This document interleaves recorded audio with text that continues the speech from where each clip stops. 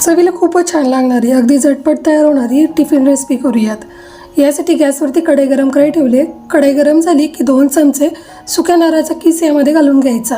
सोबतच 1 चमचा पांढरे तीळ घालायचे। गॅस लहानच ठेवायचा आणि चांगला सुगंध येईपर्यंत भाजून घ्यायचे। जास्त वेळ भाजायचं नाही आहे, नाहीतर हे करपू शकतं। आता भाजून झालं की बाजूला काढून घ्यायचं आणि बाजूला ठेवून द्यायचं। आता याच कढईमध्ये 2 मोठे चमचे शेंगदाणे घालून घ्यायचे। ते हलके साल तडकेपर्यंत भाजून घ्यायचे। भाजल्यानंतर शेंगदाणेही बाजूला काढून घ्यायचे।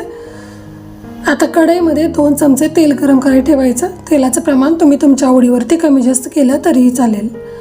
आता यामध्ये 1 छोटा चमचा जिरे घालून घ्यायचे। जिरे चांगले तडतडले की यामध्ये चॉपरमध्ये बारीक केलेला कांदा घालून घ्यायचा। गॅस मध्यम केलाय। आता हा कांदा आपल्याला एकसारखा हलवत थोडा वेळ परतवून घ्यायचा आहे। कांदा भाजतोय तोपर्यंत आपण जे तीळ, सुकं खोबरं आणि शेंगदाणे भाजून ठेवले होते ते बारीक करून घेऊयात। मिक्सरचं भांडं घ्यायचं आणि त्यामध्ये हे घालून घ्यायचं। आता झाकण लावूयात आणि हे मिक्सरला वाटून घेऊयात। हे मिक्सरला छान असं वाटून घेतलेलं आहे। तोपर्यंत कांदाही आपला हलक्या गुलाबी रंगावरती चांगला भाजला गेलेला आहे। आता यामध्ये 1 चमचा आले लसणाची पेस्ट घालून घेऊयात। एकसारखी थोडा वेळ कांद्यासोबत परतवून घेऊयात। चांगला मसाला भाजला की यामध्ये 1 छोटा चमचा हळद घालायची। आवडीनुसार लाल तिखट घालून घ्यायचं। 1 चमचा धने पावडर घालायची। अर्धा चमचा गरम मसाला घालून घ्यायचा आणि जे आपण वाटण केलेलं आहे ते 2 चमचे यामध्ये घालून घ्यायचं। या वाटणामुळे हा रस्सा मिळून यायला मदत होते आणि याची चवी खूप छान लागते। आता हे एकसारखं मिक्स करून घेऊयात। संपूर्ण मसाला एकसारखा मिक्स करून झाला की यामध्ये 1 लहान आकाराचं टोमॅटो बारीक कट करून घेतले ते यामध्ये घालून घेऊयात। टोमॅटोऐवजी तुम्ही टोमॅटोची प्युरी वापरली तरी चालेल। आता हे एकसारखं मिक्स करून घेऊयात। चांगला मसाला तेल सुटेपर्यंत आपल्याला भाजून घ्यायचं आहे।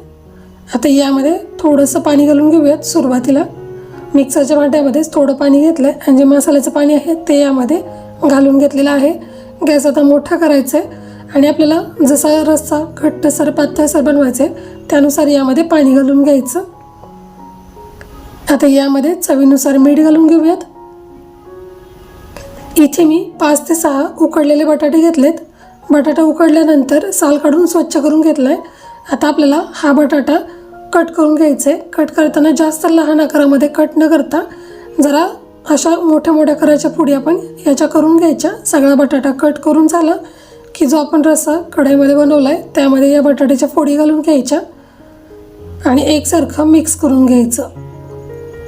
आता याची चव खूप छान लागावी यासाठी 1 चमचाभर कसुरी मेथी हातावरती क्रश करून यामध्ये घालून घ्यायची। यामुळे याची चव खूप छान लागते। एकसारखी मिक्स करून घ्यायची। आता यामध्ये बारीक चिरलेली हिरवी कोथिंबीर घालून घ्यायची। कोथिंबीर जरा जास्तच वापरायची, यामुळे या रश्श्याची चव अजूनच खुलून येते। एकसारखं मिक्स करून घ्यायचं। आता गॅस लहान करायचा आणि यावरती झाकण ठेवायचं आणि चांगली खळखळून आपल्याला याची 10 मिनिट वाफ काढून घ्यायची आहे। 10 मिनिटांनंतर हा रस्सा खूप असा छान मिळून येतो आणि दिसतानाही खूप सुरेख दिसायला सुरुवात होते। 10 मिनिटांनंतर झाकण उघडल्यानंतर तुम्ही पाहू शकता याला छान असं तेल सुटलं गेलेलं आहे आणि रस्साही चांगला मिळून आलेला आहे। तुम्ही कशासोबतही खाऊ शकता। पुरी असो, रोटी असो, भात असो, भाकरी असो, चपाती असो किंवा टिफिन रेसिपी म्हणूनही तुम्ही ही रेसिपी बनवू शकता। बनवायला जेवढी सोपी आहे ना तेवढी चवीला अप्रतिम लागते याची मी तुम्हाला खात्री देते। रेसिपी तुम्हाला कशी वाटली कमेंट करून सांगा। रेसिपी आवडली असेल तर रेसिपीला 1 लाईक नक्की करा, रेसिपी शेअर करा आणि आपल्या चॅनलला सबस्क्राईबही करा आणि सोबत दिलेल्या बेल आयकॉनला प्रेस करा।